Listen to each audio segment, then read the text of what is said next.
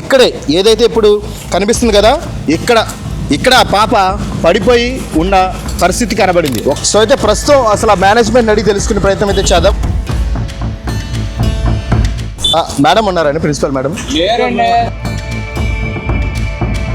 ఈ చెట్టే ఆ పాప ప్రాణాలు కాపాడిందని చెప్పాలి. ఎందుకంటే విజయవాడలో దారుణం చోటు చేసుకుంది. విజయవాడలోని రవీంద్ర భారతి స్కూల్లో 8వ తరగతి చదువుతున్న పాప 4వ అంతస్తు నుంచి దూకి మరీ సూసైడ్ చేసుకుంది. ఆ పాప సూసైడ్ చేసుకోవడానికి కారణాలు ఏంటి, అసలు మేనేజ్మెంట్ ఏం చేస్తుంది, అసలు ఈ ఘటన ఎలా జరిగిందో ఈరోజు పూర్తిగా తెలుసుకుందాం రండి.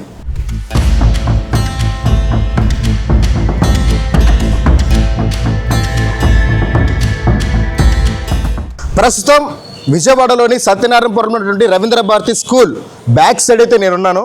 సో ఇప్పుడు మీరు చూసినట్లయితే విజువల్స్లో చాలా క్లియర్గా చూడండి. ఇదిగోండి, ఈ చెట్టే ఆ పాప ప్రాణాలు కాపాడిందని చెప్పాలి. ఎందుకంటే 4వ అంతస్తు నుంచి దూకిన ఆ పాప నేరుగా ఈ చెట్టు మీద పడి ఈ కొమ్మ చూసారు ఎంత బలంగా విరిగిపోయిందో.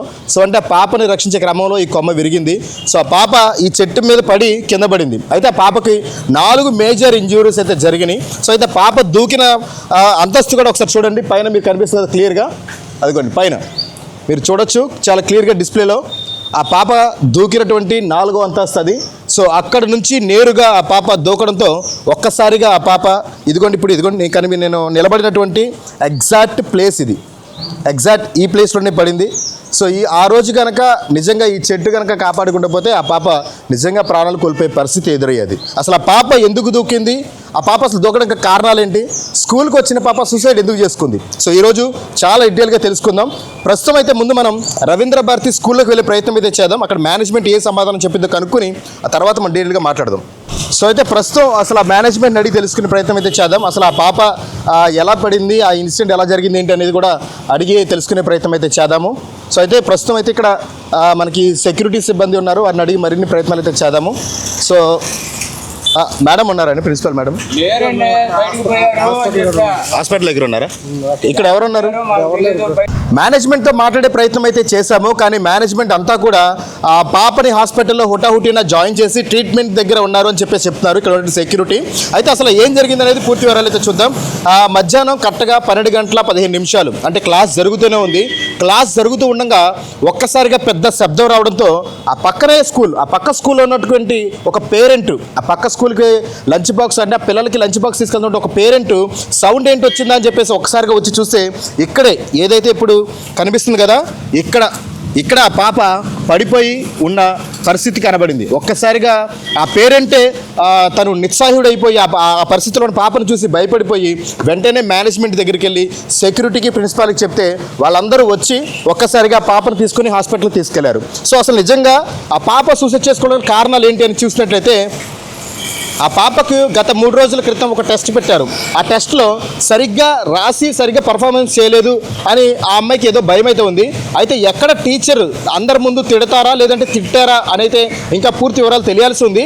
ప్రస్తుతానికైతే ఆ పేపర్లో రిజల్ట్ జరుగుతున్న పేపర్ అంటే ఏదైతే ఎగ్జామ్ పెట్టారో ఆ ఎగ్జామ్ రిజల్ట్ చూపించి అడిగే ప్రయత్నం అయితే చేస్తున్నారు.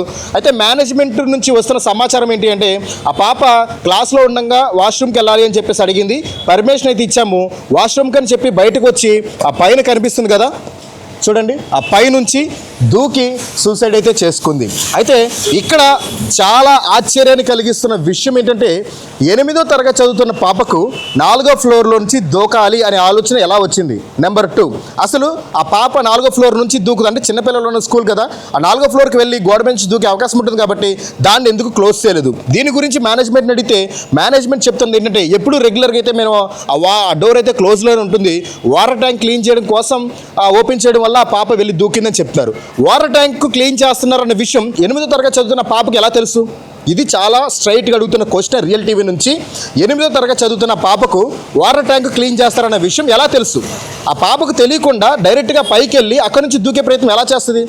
ఆ పాప పేరెంట్స్ చెప్తుంది ఏంటంటే ఆ పాప ఎప్పుడు యాక్టివ్గా ఉంటుంది, ఎక్కడ కూడా ఏ విషయంలోనూ బాగానే చదువుతుంది, కానీ ఎక్కడ కూడా మార్కులు తక్కువ వచ్చాయి, ఎప్పుడు కూడా ఫెయిల్ అయిన దాఖలాలు ఎక్కడా లేవు. అయినా సరే పాప ఎందుకు భయపడుతుంది, ఆ పాప ఎందుకు దూకింది అని చెప్పి ఆవేదన వ్యక్తం చేస్తున్నారు. కాబట్టి వారితో మాట్లాడే ప్రయత్నం అయితే చేయొచ్చు, కానీ వారందరూ కూడా ఇప్పుడు దుఃఖ సముద్రంలో ఉన్నారు కాబట్టి ప్రస్తుతం వారితో మాట్లాడించే ప్రయత్నం అయితే చేయట్లేదు. కానీ ఏది ఏమైనా సరే ఆ పాప ఈ అంతస్తు నుంచి దూకడం అనేది చాలా బాధాకరం. 8వ తరగతి చదువుతున్నటువంటి ఆ చిన్నారి పాప దూకడం ఏంటండి?